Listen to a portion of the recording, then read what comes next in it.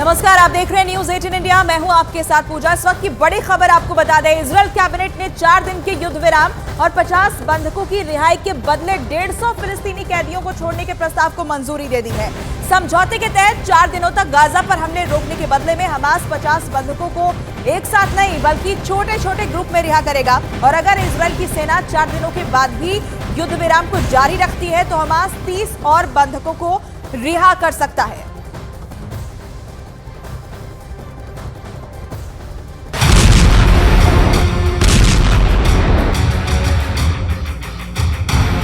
देर रात जब एक तरफ इजरायली सेना गाजा में आग बरसा रही थी, रॉकेट और ड्रोन से अटैक जारी थे। बमबारी से त्राहिमाम मचा हुआ था। जब पूरा गाजा जल रहा था, ठीक उस वक्त नेतन्याहू की उनके अधिकारियों के साथ बैठक जारी थी। मशवरे लिए जा रहे थे कि आखिर कैसे बंधकों को हमास के कब्जे से सही सलामत छुड़ाकर उनके घरों तक पहुंचाया जाए। घंटों तक अधिकारियों ने अपने अपने सुझावों को नेतन्याहू के सामने रखा, लेकिन कोई भी ऐसा तर्क नहीं मिल सका जो नेतन्याहू के जहन में जगह पा सके और हमास के खिलाफ जारी जंग को कुछ वक्त के लिए शांत करा सके। रात गहरी होती गई और सुबह होने से ठीक पहले इजरायल के प्रधानमंत्री कार्यालय की तरफ से एक बयान दिया गया। बहुमत के साथ एक ऐसा फैसला लिया गया जिसका किसी को भी इल्म नहीं था।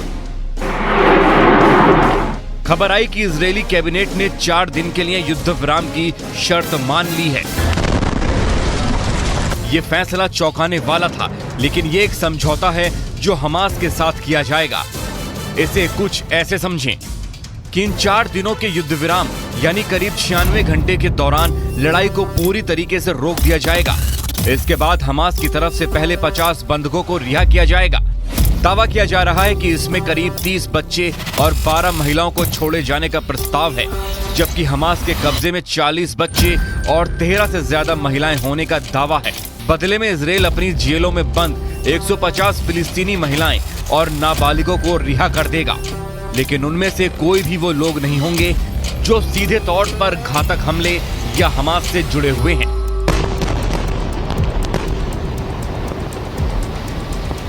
समझौते में एक शर्त यह भी है कि अगर युद्ध विराम आगे भी जारी रहता है तो हमास के कब्जे में 30 अन्य जो बंधक हैं उन्हें भी वो अगले 4 दिनों में रिहा कर देगा।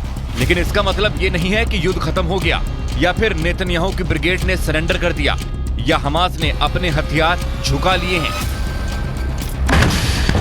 इन 4 दिनों के बाद इजरायल फिर से मैदान में एक्टिव हो जाएगा। ये दावा खुद नेतन्याहू कर रहे हैं।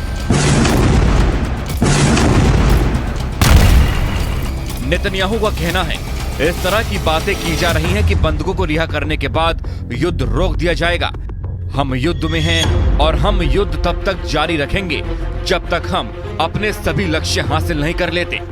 युद्ध में कई चरण होते हैं और बंधकों की रिहाई में भी कई चरण होंगे, लेकिन हम तब तक नहीं रुकेंगे जब तक हम पूरी तरह से जीत नहीं जाते।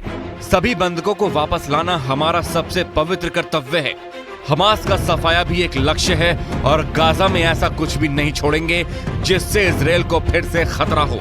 आज रात हमारे सामने एक कठिन निर्णय है, लेकिन ये सही निर्णय है।